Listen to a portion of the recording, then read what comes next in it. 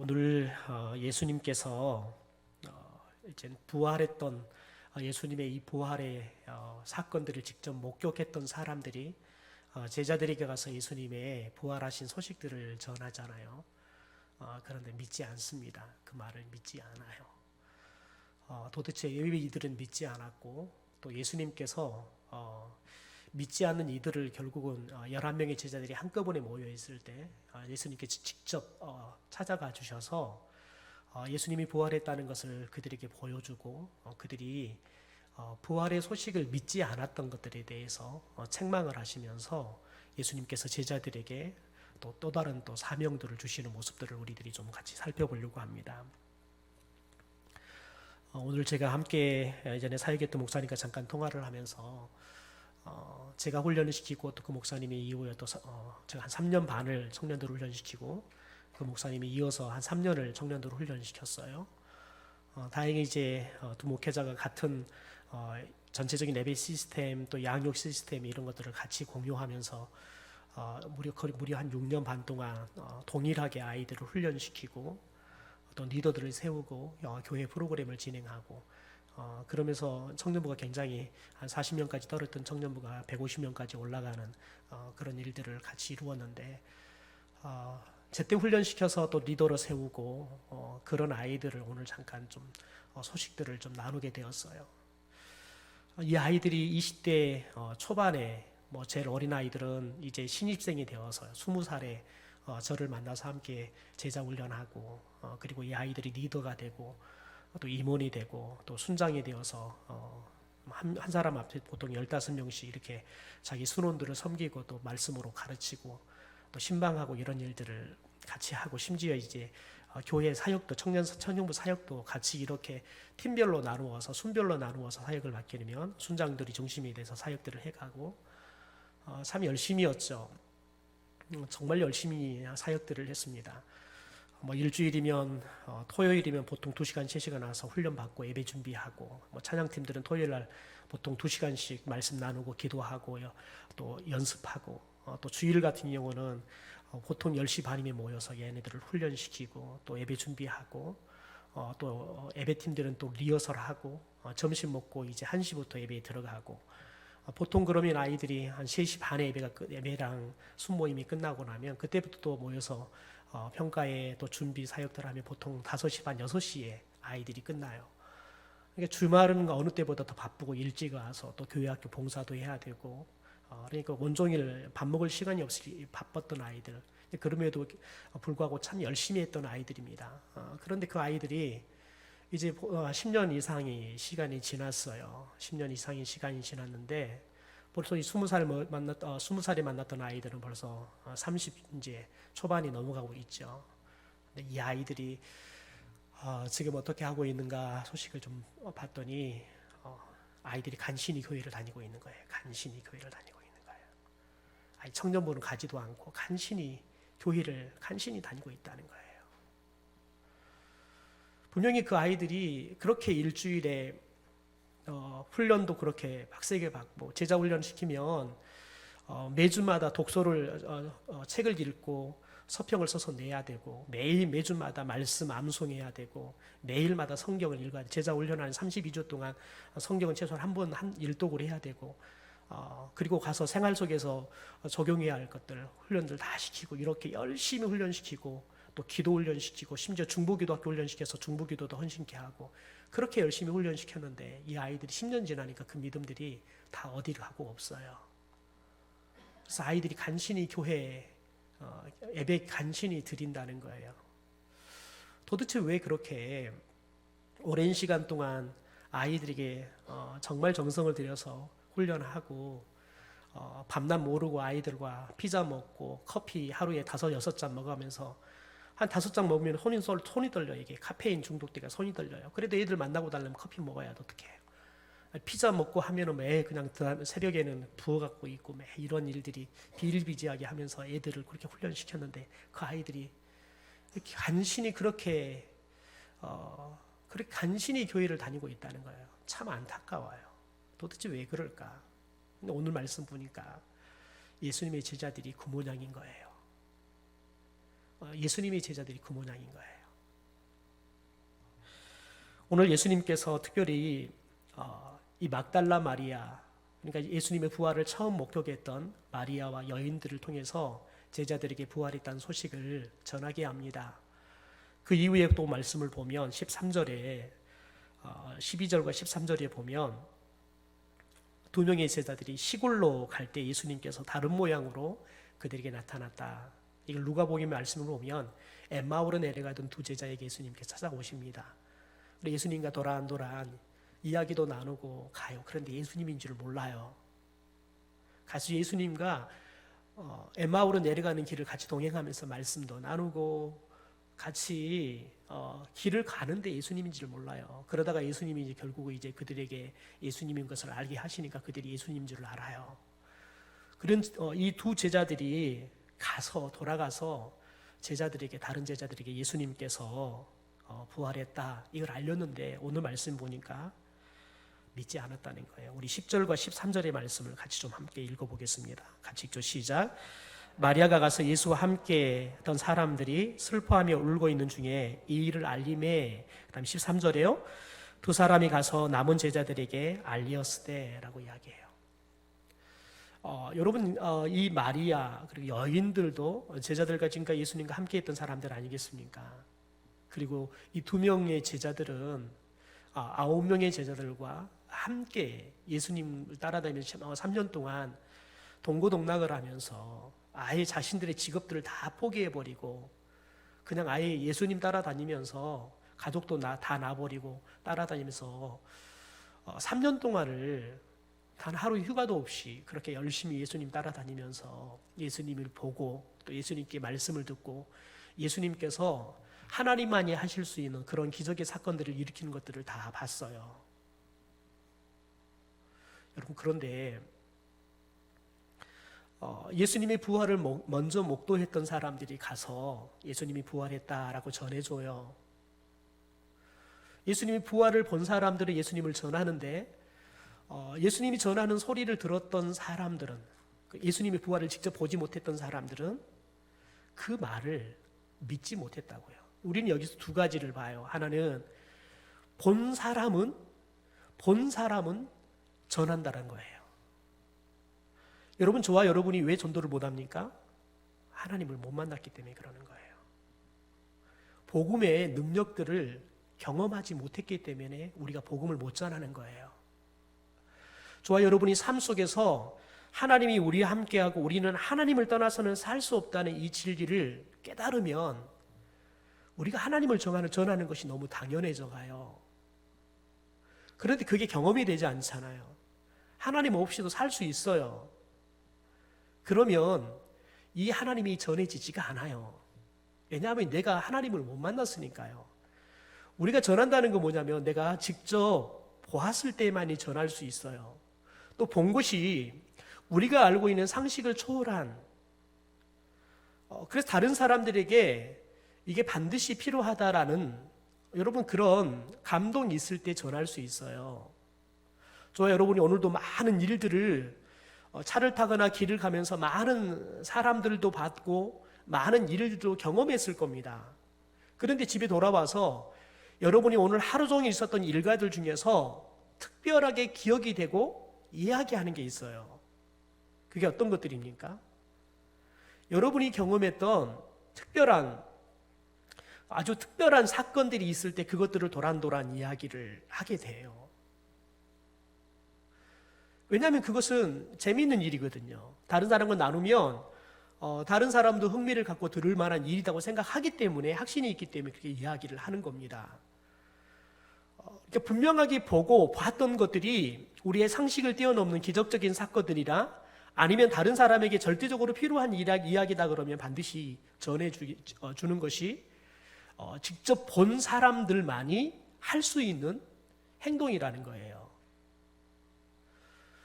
여러분, 오늘 예수님께서 굳이 11명의 제자들에게, 더 나아가서 예수님께서 부활하시고 난 이후에 40일 동안이나 승천을 하지 않고 제자들과 함께 했던 이유가 뭐냐면 예수님이 부활했다는 사실들을 제자 한 사람 한 사람들에게 직접 보여주고 깨닫게 하고 그들이 믿게 하기 위해서 예수님께서 그 사역을 한 거예요. 그래서 예수님께서 때로는 두 사람에게, 때로는 11명의 제자에게 한꺼번에 가장 많은 사람들에게 부활하신 예수님을 보여줬던 게 뭐냐면 한 500명 정도의 사람들이 모인 장소에 예수님께서 나타나셔서 그 사람들에게 내가 부활했다는 사실들을 직접 보여주고, 그래서 예수님이 부활했다는 이 사실을 믿게 하는 거죠. 왜요? 여기까지 복음이에요. 이 부활의 소식, 부활의 산소망을 전하는 것까지 복음이에요. 그래서 예수님께서 이 복음 증거를 하는 증인으로 삼기 위해서 직접 다 경험하게 하는 거지요. 여러분, 그래서 예수님께서 처음에 사도로 세웠던 사람들이 어떤 사람들이냐면 예수님과 공생애를 같이 했던 사람들이에요. 예수님께서 고난을 당하시고 십자가에 죽으시고 부활한 것을 직접 목도한 사람들만이 사도라 불렀어요. 그런 특별히 바울이라는 이 사울은 실은 예수님과 공생애를 함께 하지 않았어요. 그래서 이 사도성에 대해서, 바울이 사도냐 아니냐 이것에 대해서 끊임없이 논란이 많았던 거예요. 여러분, 도대체 예수님께서 왜 그러시냐는 거예요. 왜냐하면 본 사람만이 말을 할 때 그 말에 여러분 신뢰성이 있기 때문에 그러는 거예요. 본 사람만이 확신을 갖고 전할 수 있기 때문에 그러는 거예요. 또 본 사람이 전해야지 그게 거짓말이 아닌 거예요. 아무리 그게 사실일지라도 보지 않았는데 내가 본 것처럼 이야기하면 여러분 그 내용은 사실일지라도 그 사람이 보지 않고 이야기함으로 거짓이 되는 거예요. 증언의 신빙성이 사라져 버리는 거죠. 그래서 예수님은 다 보여주고 직접 느끼고 확신을 갖고 직접 증언할 수 있도록 하기 위해서 그런 거지요. 여러분, 그런데 보지 않았던 제자들은 마리아도 와서 이야기를 해주고, 심지어 2명의 제자들이 예수님을 직접 만났던 이 경험을 이야기해 주면서 예수님이 진짜 부활했다, 마리아 말이 맞다, 이렇게 이야기하는데도 믿지 않았다는 거죠. 도대체 왜 여러분 이들이 믿지 못했냐는 거예요. 특별히 3가지 이유가 있습니다. 첫째는 예수님의 언약을 믿지 못했기 때문에 그렇습니다. 예수님께서는 이미 십자가에 죽기 전에 제자들에게 여러 번 내가 고난을 당하고 십자가에 죽고 3일 만에 살아날 것이다, 이 말씀을 그들 가운데 주신 거죠. 그러니까 예수님은 그들과 약속을 한 거예요. 내가 십자가에 죽고 다시 살아날 것이다. 또 심지어 갈릴리에서 너희들과 만나게 될 것이다. 예수님께서 그들과 다시 만날 것이라는 걸 약속합니다. 그런데 그 이야기를 제자들이 들었어요. 그것도 한 번도 아니고 여러 차례 들었어요. 그것도 예수님께서 아주 심각하게 이야기를 하셔서 정말 예수님께서 분위기 잡고 이야기하셨어요. 근데 제자들이 그 언약의 말씀을 믿지 않았어요. 그러니까 예수님이 부활했다는 소식을 듣는데 믿어지지가 않는 거예요. 여러분, 신앙이라는 것은 우리가 이해되는 것을 믿는 게 아니에요. 신앙은 하나님의 약속의 말씀을 믿는 거예요. 때로는 그 약속의 말씀이, 또 하나님의 말씀이 우리에게는 이해가 되지 않아요. 내가 아무리 믿으려고 해도 믿어지지가 않아요. 여러분, 그래도 믿는 게 신앙이에요. 여러분, 어느 순간이 되면 깨달아져요. 믿어져요. 여러분 생각해 보세요. 여러분이 이 성경에 나와 있는 66권의 말씀이 오늘 여러분이 다 보면 100% 다 믿어질까요? 때로는 여러분이 이 성경 속에 나와 있는 사건이 여러분과는 정반대의 경험을 했어요. 그러면 여러분은 그 말씀이 안 믿어져요. 에이, 기도해봤다, 하나님 응답 안 해주대. 여러분, 그러면 그 말씀이 잘 안 믿어진다고요. 말씀이 언제 믿어지냐면 그것이 내 삶 속에서 경험이 되어질 때 믿어지는 거예요. 이게 인간이 가지고 있는 한계예요. 그러다 어느 순간이 되어지면 신뢰의 관계가 쌓이잖아요. 그러면 저 사람이 어떤 이야기를 해도 다 믿어지는 단계가 와요. 여러분, 저와 여러분이 이 66권의 말씀을 한 절 한 절 다 따져가면서 이것은 내가 믿을 수 있고 이것은 믿을 수 없고 이렇게 해서 믿어지는 게 아니라 처음에는 잘 믿어지지 않았어요. 그러다 시간이 가면서 하나 둘 믿어지는데 어느 시점이 되어지면 그냥 하나님이 이야기하면 모든 것들이 다 믿어지는 거예요. 여러분, 그게 이제 우리들이 하나님에 대한 전적인 신뢰의 믿음이 생겼다는 거예요. 그럼에도 불구하고 여러분, 우리들이 그런 믿음을 가지고 있음에도 불구하고 어떤 상황을 만났는데 그게 잘 해결되지 않아요. 한계가 와요. 그럴 때는 여러분, 우리의 믿음이 흔들려요. 그럴 때는 정말 믿음이 흔들린다고. 전체 믿음은 흔들리지 않지만 그 부분에 있어서만큼은 믿음이 흔들린다고요. 여러분, 저와 여러분 잘 기억해야 돼요. 저와 여러분은 이해하고 내 논리적으로 내가 설득이 돼야지 믿는 건 믿음이 아니에요. 저와 여러분이 믿는 건 뭐냐면 하나님의 말씀을 믿는 게 신앙이라고 해요. 그래서 여러분, 저와 여러분이 하나님의 말씀이 없이 믿는 것은 진짜 신앙이 아닐 수 있어요. 그래서 저와 여러분이 끊임없이 우리들이 하나님의 말씀 앞에 우리를 세워야 돼요. 그래서 우리의 신앙이 하나님의 말씀이 근거가 돼야 되는 거예요. 동시에 하나님의 말씀이 다 이렇게 깨달아지고 믿어지는 그 믿음으로 우리들이 계속해서 성장하고 성숙해져 가야 된다고요. 두 번째, 그들이 예수님이 부활의 소식을 믿지 못했던 이유는 뭐냐면 하나님의 능력을 믿지 못했기 때문에 그러는 거예요. 여러분, 생각해 보십시오. 이들은 사람이 죽었다가 다시 살아나는 것을 경험했어요. 대표적인 사람이 누구입니까? 나사로입니다. 왜 나사로가 대표적이냐면 나사로는 죽어서 몸이 썩었어요. 썩은 냄새가 나요. 그리고 예수님이 다시 살렸던 사람들 중에서 죽어서 시간이 가장 오래 지나서 살린 사람이 나사로예요. 그래서 이 나사로가 살아났다는 것은 뭐냐면 저렇게 사람이 죽어버려서 몸이 썩어가도 예수님께서는 다시 살릴 수 있구나. 여러분, 이 부활에 대한 믿음이 생길 수 있는 거예요. 그런데 제자들은 그걸 경험했다고요.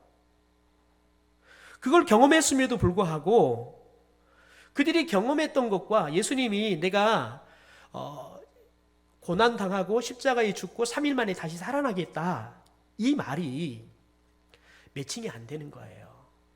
왜요? 하나님의 능력에 대한 전적인 믿음이 없기 때문에 그런 거예요. 우리는 자꾸 우리의 상식 갖고 우리의 경험 갖고 예수를 믿으려고 해요. 그래서 저와 여러분이 우리의 믿음이 상식과 우리의 경험을 뛰어넘어서 하나님이라면 무엇이든지 다 하실 수 있다는 여러분, 이 믿음이 우리 안에 생겨야 돼요. 이 믿음의 경지까지 이르러 가야지 저와 여러분이 하나님이 어떤 일을 시키더라도 전적으로 신뢰하고 우리가 하나님의 일을 할 수 있는 힘이 생기는 거예요. 힘이요. 여러분, 교회도 마찬가지입니다. 교회가 자꾸 우리가 가지고 있는 능력 갖고만 일을 하면 사람이 하는 일만 해요. 그런데 하나님의 교회는 하나님이 일하시는 교회가 돼야 된다고요. 그래서 우리들이 교회 일을 하면서 우리가 딱 교회 일을 하고 나면 하나님이 다 하셨습니다. 여러분, 이 말을 할 수 있는 교회가 진짜 하나님이 역사하는 교회예요.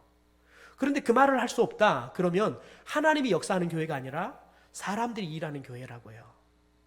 여러분, 그런데 언제 우리들이 그런 역사들이 우리에게 나타나냐면 우리가 하나님의 능력에 대한 전적인 신뢰가 쌓일 때 우리 안에는 하나님이 어떤 일들을 요구하는데 그걸 할 만한 능력이 없어요. 여력도 안 돼요. 그럴 때 여러분, 저와 여러분이 하나님의 능력에 대한 믿음이 생기면 그때 우리가 뭐 하게 되는 거예요? 기도하게 되는 거예요. 하나님, 우리가 이 일을 해야 되는데 우리에게는 그 여력이 없습니다. 우리에게 은혜를 주십시오. 우리에게 하나님께서 축복해 주십시오. 그래서 우리들이 하나님의 말씀을 따라서 하나님의 계획을 따라서 우리들이 그 일을 해낼 수 있도록 도와주십시오. 여러분, 그렇게 기도하기 시작할 때 하나님께서 역사하시고 하나님께서 우리 가운데 일하기 시작할 때 우리들이 일을 끝내고 난 다음에 누구만이 나타나야 되냐면 하나님만이 나타나야 돼요. 그냥 이렇게 일이 된 것은 하나님 외에는 해석할 방법이 없네. 하나님이 다 하셨습니다. 여러분, 이렇게 고백할 수 있어야 된다는 거예요. 그럴 때 고백할 때 여러분이 하나님을 느껴요. 하나님이 우리와 함께하고 있고 우리 교회와 함께하고 있구나, 이걸 느낀다고요. 여러분, 이게 느껴지지 않잖아요. 그러면 이 예배당에 와서 기도를 안 해요. 그냥 절박함이 생겨도 예배당을 안 올라온다고요. 여러분, 그런데 교회는 하나님의 집이에요. 누가 주인이에요? 하나님이요. 하나님이 계시는 집이 돼야 되는 거예요. 여러분, 그럴 때 진짜 교회인 거예요. 그런데 예수님께서 이 하나님의 집을 뭐 하는 집이라 그랬어요? 만민이 기도하는 집이라고요. 별의별 문제들이 다 있는 사람들이 와서 기도하는 집이 여러분 예배당이 돼야 된다고요. 언제 그 일이 일어날까요? 하나님의 능력에 대한 믿음이 생기면 그 일이 일어나게 될 줄 믿습니다. 여러분, 세 번째, 이들이 도대체 왜 부활의 소식을 믿지 못했냐면 예수님을 하나님의 아들로 믿지 못했기 때문에 그랬습니다. 예수님의 제자들이 예수님의 부활을 믿지 못하는 결정적인 요인이 바로 이겁니다. 예수님이 제자들 앞에서 그토록 많은 기적을 행하셨어요. 또 놀라운 일도 일으켰어요. 그런데 이 일들을 도대체 왜 하셨냐? 예수님이 메시아다, 그리스도다, 하나님의 아들이다, 이것들을 제자들에게 알고 믿게 하기 위해서 일을 해요. 요한복음 여러분 20장의 말씀을 보면 하나님이 성경을 왜 기록했는가를 우리에게 명확하게 이야기를 합니다. 우리 요한복음 20장 30절과 31절의 말씀을 같이 한번 천천히 읽어보죠. 시작. 예수께서 제자들 앞에서 이 책에 기록되지 아니한 다른 표적도 많이 행하셨으나 오직 이것을 기록함은 너희로 예수께서 하나님의 아들 그리스도이심을 믿게 하려 함이요 또 너희로 믿고 그 이름을 힘입어 생명을 얻게 하려 함이니라. 여러분 다 떼어버리고 성경의 3절 보면 이렇게 이야기해요. 예수님께서 성경에 기록된 것 외에 많은 표적, 다른 표적도 많이 행하셨다는 거예요.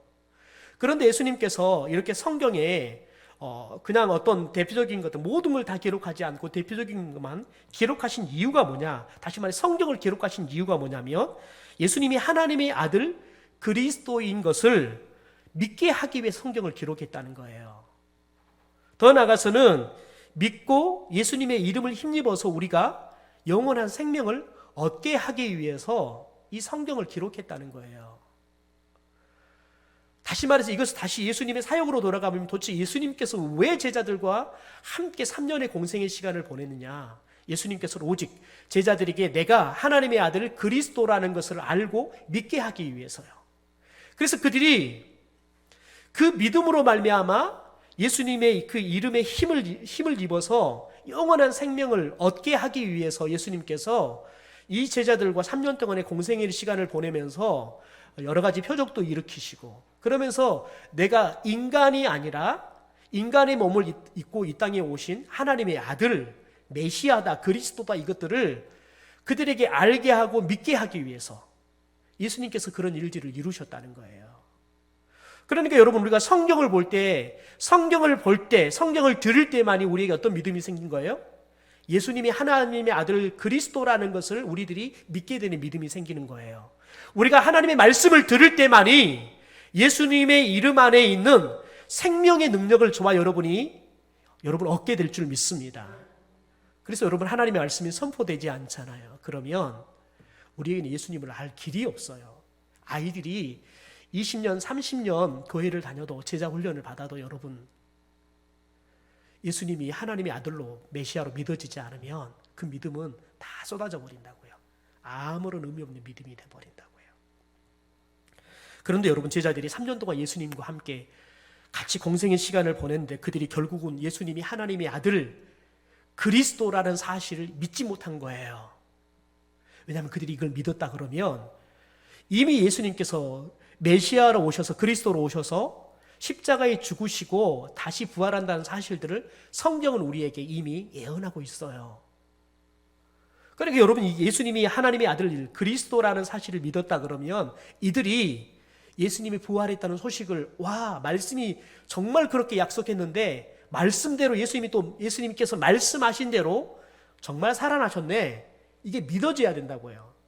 그런데 그들이 입술로는 예수님이 하나님의 아들입니다, 저는 그리스도시요 살아계신 하나님의 아들입니다, 이런 위대한 신앙의 고백을 했는데, 여러분, 그것이 정작 이 부활의 소식을 들었을 때는 그게 믿어지지 않는 거예요. 왜요? 예수님이 하나님의 아들로 믿어지지 않았기 때문에 그런 거예요.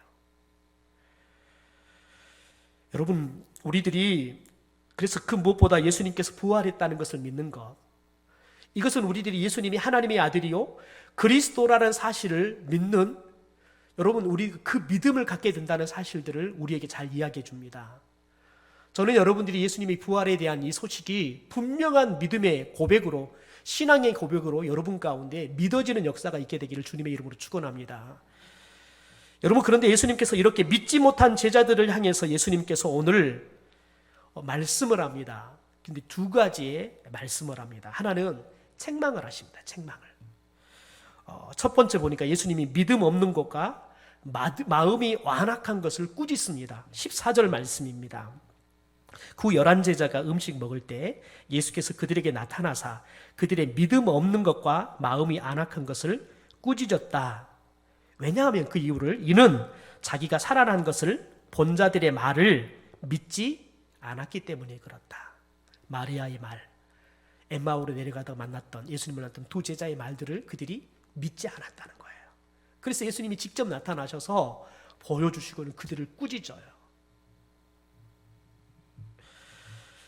여러분, 이들이 예수님께서 도대체 왜 믿지 않았느냐, 그 이유를 마음이 완악했기 때문에 그렇다라고 이야기해요. 마음이 완악했다는 건 뭐냐면 이렇게 딱딱하게 굳어 있다는 거예요. 이 말은 뭐냐면 본인들이 가지고 있는 생각, 본인들이 가지고 있는 경험, 지식, 그거 외에는 받아들이지를 못하는 거예요. 딱 굳어버려서. 그러니까 그들은, 아니, 사람이 죽으면 어떻게 다시 살아나? 아니, 어떻게 하나님의 아들이 죽어? 그들이 생각하고 있는 하나님의 아들은 죽지 않아요. 그들이 생각하고 있는 메시아는 죽는 메시아가 아니라 정말 권력을 가진 다윗 왕처럼 힘을 가져서 이 노마르를 무찌르고 식민지로부터 자신을 해방시켜주는 그런 위대한 장수와 같은 메시아에 대해요. 그런 메시아가 아니었어요. 유약하게 죽어가는 초라한, 여러분, 그 초라한 인간보다 못한 그런 예수였다고. 그러니까 그들이 생각했던 메시아하고 맞지가 않는 거지요. 심지어 예수님이 부활에 대한 소식도 그들이 가지고 있는 상식과는 전혀 맞지가 않는 거예요. 받아들일 수가 없는 거예요. 그러니까 마음이 완악하니까요, 믿어지지가 않는 거예요. 여러분, 저와 여러분이 예수를 믿으면 믿을수록 저와 여러분의 마음이 부드러워져야 돼요. 스펀지 같아야 돼요. 그래서 무엇이든지 이렇게 쑥쑥 빨아들일 수가 있어야 돼요. 그런데 공교롭게도요, 우리들이 신앙의 연륜이 더해가면 더해질수록, 나이를 먹어가면 갈수록 마음이 굳어져 가요. 마치 육체가 자꾸 굳어져 가듯이 마음도 굳어져 가요. 그래서 다른 사람이 이야기하면 이것이 잘 수용이 안 돼요. 이해도 잘 안 되고 받아들여지지도 않아요. 왜냐하면 마음이 완악해지기 때문에 그래요. 그래서 여러분, 저와 여러분이, 우리의 마음이 여러분 정말 옥토와 같이 무얼 심어도 잘 뿌리를 내리고 잘 자랄 수 있는 그런 부드러운 마음이 되도록 기도하셔야 돼요. 그럴 때 여러분, 하나님의 말씀이 어떤 말씀이 오더라도 믿어져요. 제가 여러 담임 목사님을 모셨지만요, 그 목사님들 중에서 특별히 제가 보기에는 특별한 설교를 잘하신 것도 아니에요. 본인들 스스로가 자기는 여러 부목사님들과 함께 있었지만 성경 공부도 제일 못 가르치고 설교도 제일 못하고, 더 나아가서는 뭐 기도의 능력이 있는 것도 아니고, 목사님들이 그런 고백들을 하세요. 그런데 참 재미있는 거 뭐냐면 그런 분들이 목회를 잘 하세요. 그런데 그분들의 공통점이 뭐냐면 하나님에 대한 전적인 신뢰가 있어요. 어린아이 같아요. 옆에서 부목사로 보고 있으면 아니 저것을 저렇게 받아들이시나 할 정도로 그냥 의심 없이 그대로 받아들이셔버려요. 그러니까 뭘 할 수 있냐면 무엇이든지 그냥 도전하는 게 쉬워요. 왜냐하면 하나님이 하시라 그러네. 그러면 이것저것 재지 않아요. 그냥 해요. 그냥 합시다. 그럼 끝이에요. 그냥. 그런 놀라운 거 뭐냐면 그렇게 하시는 분들은 하나님께서 역사를 해요. 저처럼 이렇게 두드려보고 안 되면 먼저 당신이 한번 걸어가 봐. 이렇게 시켜보고 그렇게 해서 가는 사람들은 절대 못해요. 왜냐하면 하나님이 끼어들 틈이 없어요. 하나님이 도와야 할 일이 없어요. 그냥 무턱대고 저게 지금 튼튼한지 안 튼튼한지 그런 거 점검도 필요 없게 가야 된다 그러면 막 가는 거예요. 그러면 하나님이 여러분 실족할까봐 그냥 옆에서 그냥 벌벌벌 떨면서 쫓아다니시는 거예요. 넘어지려면 꽉 잡아주시고 안 되면 정 급하시면 하나님께서 억지로도 간단 말이에요. 그러니까 하나님이 이 일을 해요. 하나님이 나타나신다고요. 그러니까 사람이 할 수 없는 일들이 일어나는 거예요.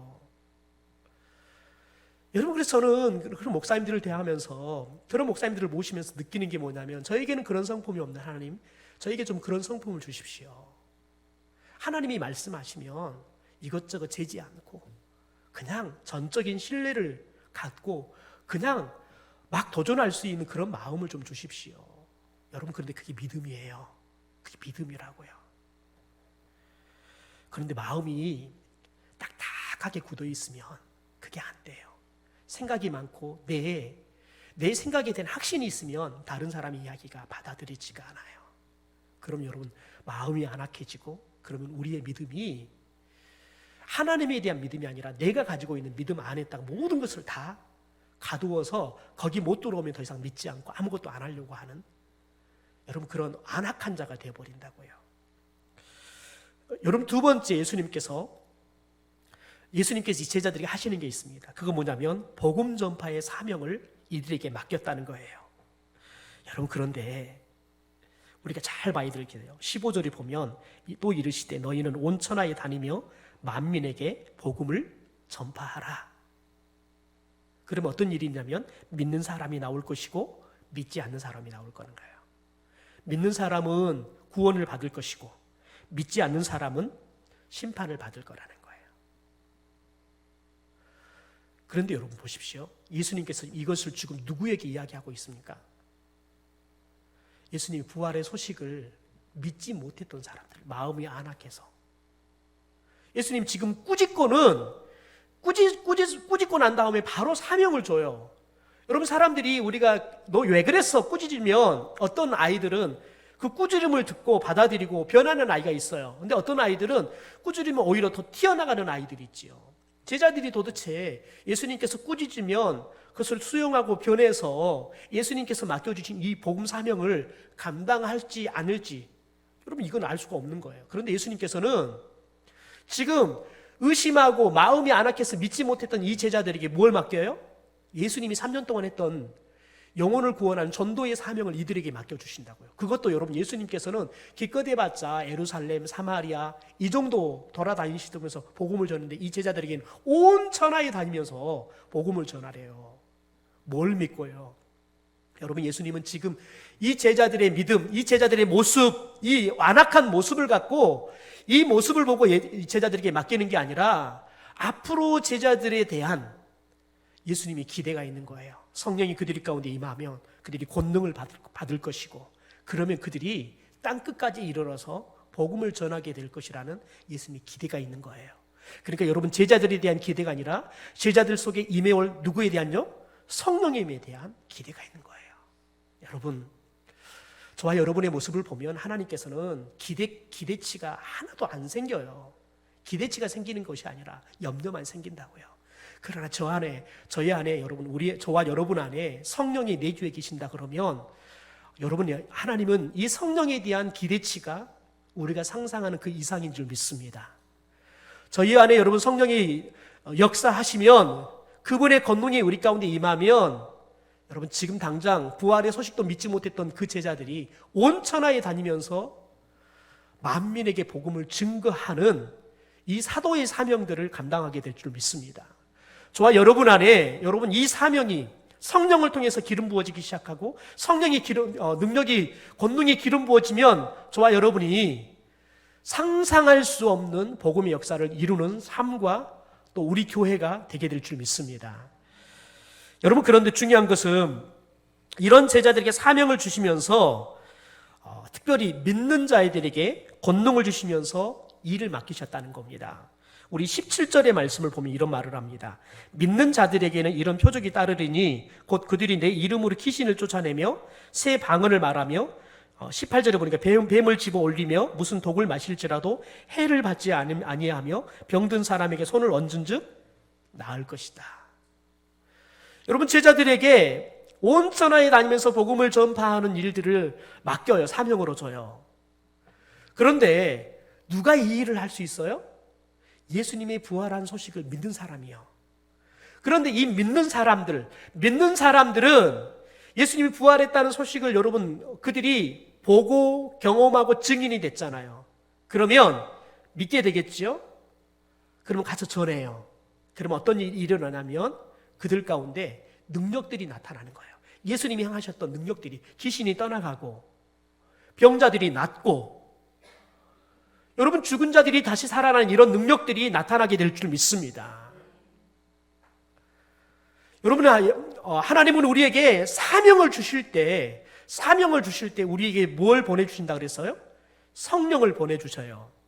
그런데 그 성령의 권능이 나타나면 우리에게 뭐가 나타나요? 능력이 나타난다고요.